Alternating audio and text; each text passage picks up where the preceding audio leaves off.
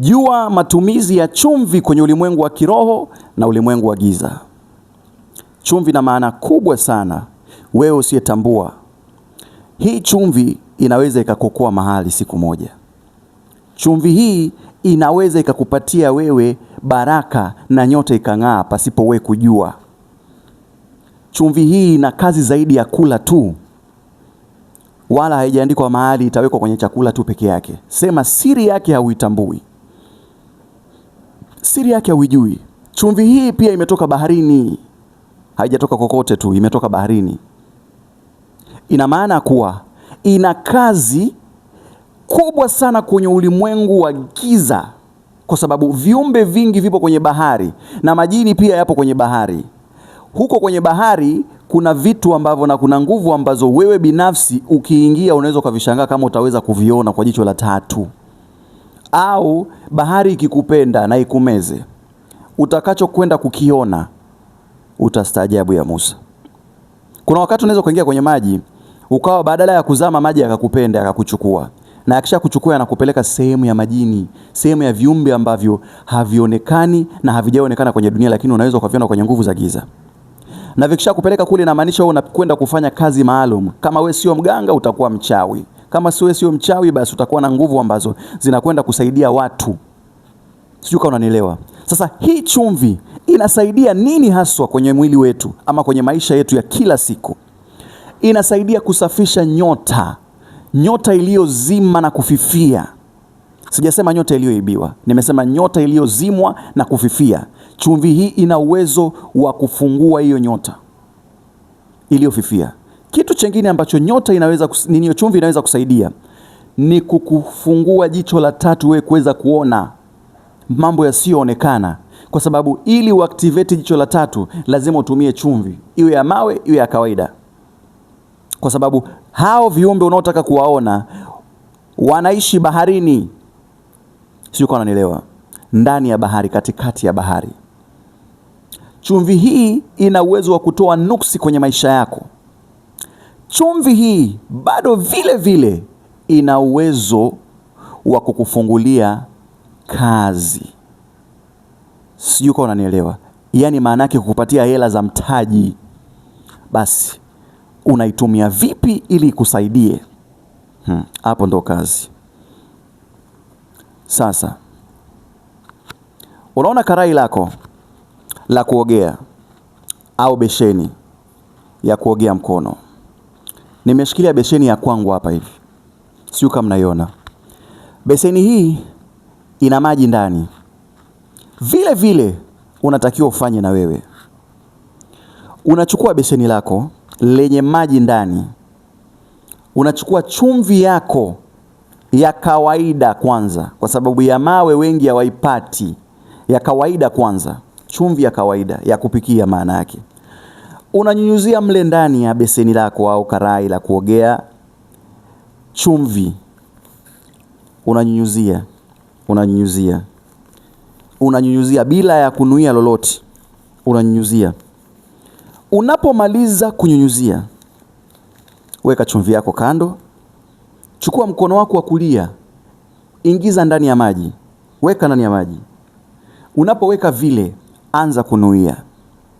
Sema maneno ya imani ya kunuia, yani maana yake unaweza kuwa unaomba lakini kwa njia ya kuongea kulingana na imani yako mwenyewe na dini yako mwenyewe unavyoamini. Sema yote.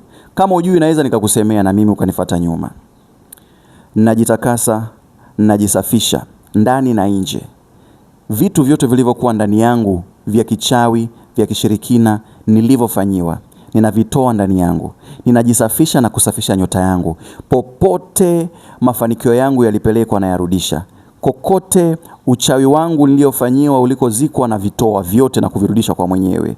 Najitakasa, najiweka huru, niwe na baraka, nuksi zote ziniachilie kupitia maji haya yaliyochanganyikana na chumvi, ambayo chumvi iliyotoka baharini. Mimi nimebarikiwa tena, mimi nimeng'aa tena, maisha yangu sio ya kuteseka, nimetoka kwenye umaskini. Ushamaliza. Yaani hapo ushamaliza tayari. Maneno yana nguvu sana. Yanayotoka kwenye kinywa yana nguvu sana. Ndio maana kunaambiwa chunga sana unachokitamka. Watu wengine kwenye maisha wanajifunga wao wenyewe.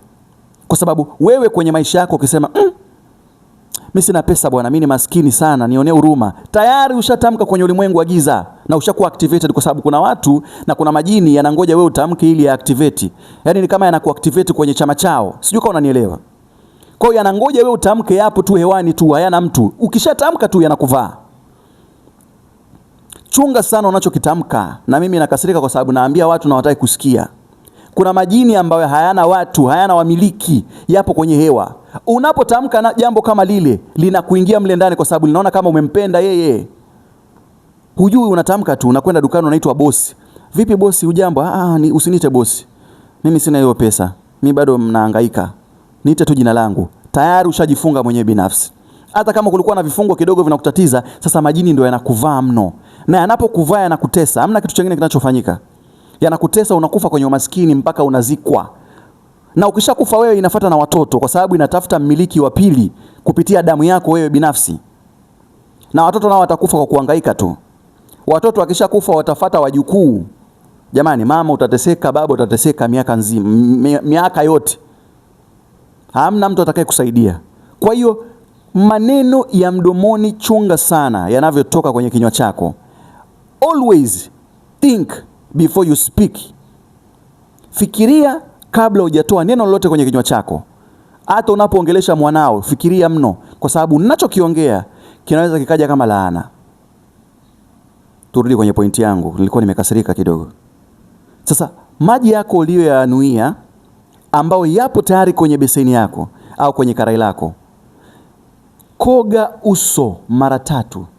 Hiyo ni saa ngapi? Unapokwenda kulala na unapoamka kwenda kazi. Mara 3.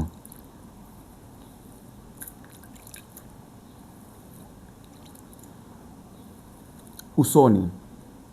Osha mikono yako, kwa sababu mikono pia ni baraka. Unayemsalimia haumjui. Unayemsalimia hujui. Unaosha tu mara moja tu.